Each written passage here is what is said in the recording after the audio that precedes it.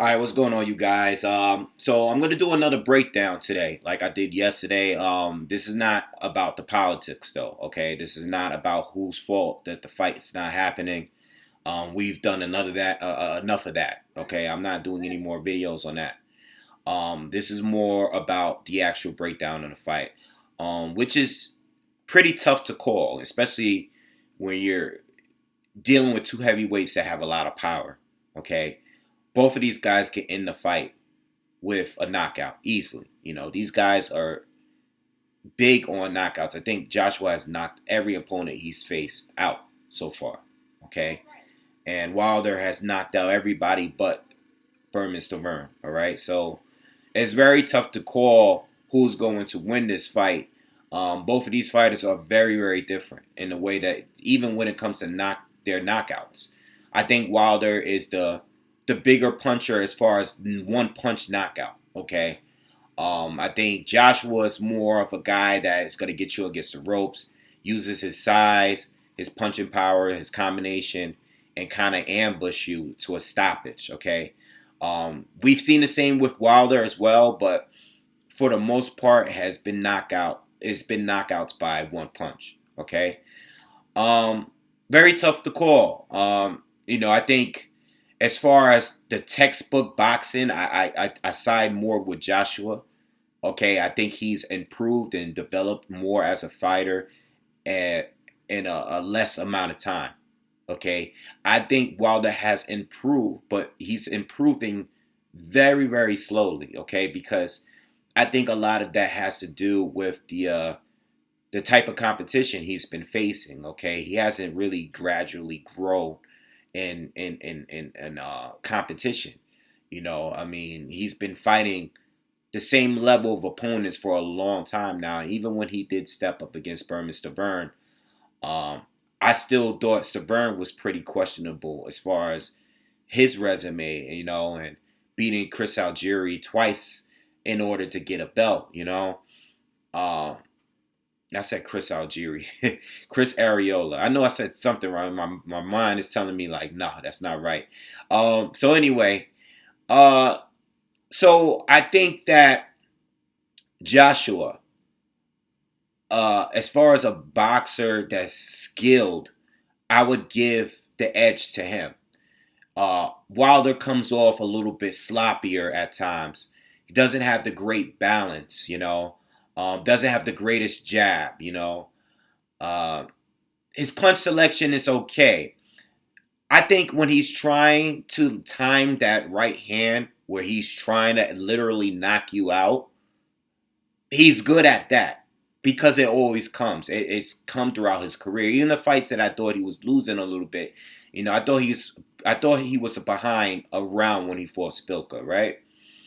And then I thought Gerald Washington was winning the first 3, maybe 4 rounds before he got stopped.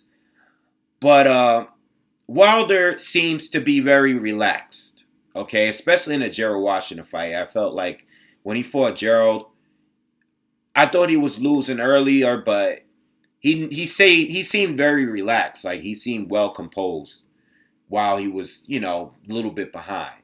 Because I don't think Gerald is really that much of a threat to him. I mean, Gerald's a big guy. He's a solid boxer, but he's still developing himself. He's still very early in his career as well. And he doesn't have the biggest punches. He doesn't have the biggest punch. He doesn't have a punch like a Joshua or a Wilder or even a Stavern, He doesn't have a punch like the other heavyweights.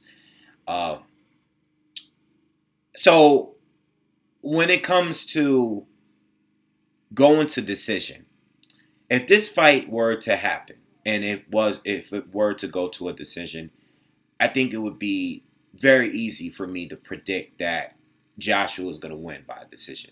I think round by round, I think Joshua is just the better all-around boxer.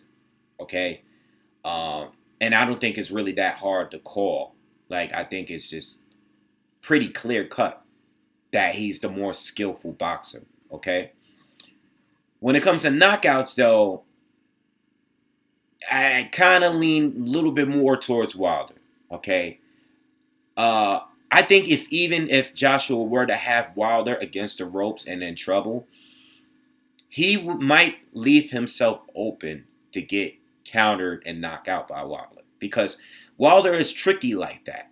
You might think you have him, but you don't. It only takes one punch for him to change the direction of the fight. And if he were to hurt Joshua like the way Vladimir Klitschko did, he's gonna finish the fight against Joshua. There's no way Joshua would have survived getting knocked down by Wilder and continuing on. I don't believe so. Okay. Now, this is something that I've heard on in the comments, or from some of the subscribers that have watched my videos. There's a lot of people that make the argument, but Wave, you gotta understand that Wilder hasn't faced a competition that Joshua has faced, and his power might be overrated just a little bit because of the type of fighters that he's faced. And that's a good argument. He didn't knock out Stavern. He hurt him a couple times in that fight, but he didn't knock him out. And everybody else was pretty much solid. I think Stavern might have been the only top 10 heavyweight that he's faced. Whereas Joshua has already fought, Vladimir Klitschko. He fought Brazil while he was undefeated. He fought Martin while he was undefeated. He fought Dillian White, which I think a lot of people overlooked that fight with Joshua and Dillian White, because you got to remember at that time when it happened, it was a dangerous fight for Joshua, because we already know how big of a star that he had, the star potential he had. And for him to put him up against a guy that beat him in the amateurs and that was undefeated himself with maybe a perfect KO ratio. I don't know if he was perfect at the time, but Dillian White had a high knockout ratio at that time. And to put Joshua against a guy that he's lost to before, while, we don't know. We don't know how mentally strong he was going to be going up against a guy that has beaten him before. We don't know. And at that time, I thought it was a big deal because they didn't have to fight each other. Eddie Hearn could have made Joshua avoid him throughout his whole career, or at least up to this point until he got a bigger fight against the Klitschko. So I commend Joshua for taking the challenges. He definitely took the better challenges in his career. I know some people may argue that, but I think it's I think it's factual at this point to say that Joshua has the better resume in a shorter period of time. And I think that he's developed faster. But when calling this fight, it's way too many tangibles, especially when it comes to knockouts. I believe that Joshua is a pretty intelligent fighter. He's pretty careful. He does leave himself open at times. And Wilder is going to be looking for that and looking to counter him. If Wilder lands clean, I know people may argue that, Wilder hasn't fought top guys. I think if Wilder landed clean with a right hand, Joshua's going down. And he either may not get back up, or even if he did get back up, I think Wilder could finish him off depending on what point of the round it's in. He may not ever really recover, because I do believe that Wilder hits harder than Klitschko. I believe that, but at the same time, if you look at Anthony Joshua from a round point, like a round by round, based on points, I think Joshua could outbox Deontay Wilder. Okay? Just my opinion. I haven't seen Anthony Joshua lose many rounds before Klitschko. I haven't, to be honest with you. And it hasn't been that many rounds. And he's fought at least at bare minimum the same level of competition that Wilder has faced leading up to Klitschko. Maybe a little better. Okay? They had a couple of opponents that they both faced, and I thought Joshua did better when facing those opponents. Okay? So, with all that being said, Joshua can beat Wilder in two ways. He can beat him by decision to me, or he can beat him by knockout. You know, whether it's one punch, whether it's a TKO, you know, I think he can beat Wilder in two different ways. Whereas in Wilder, the only way I see him really winning the fight is if he knocks Joshua, catches him with a big shot and knocks him out. You know, um, but I think that's very possible.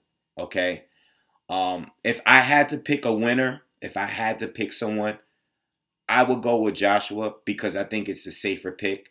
If the fight is to happen, I'm saying this to you now, and it may change. You know, I don't know what's going to happen between now and next year or whenever they decide to fight.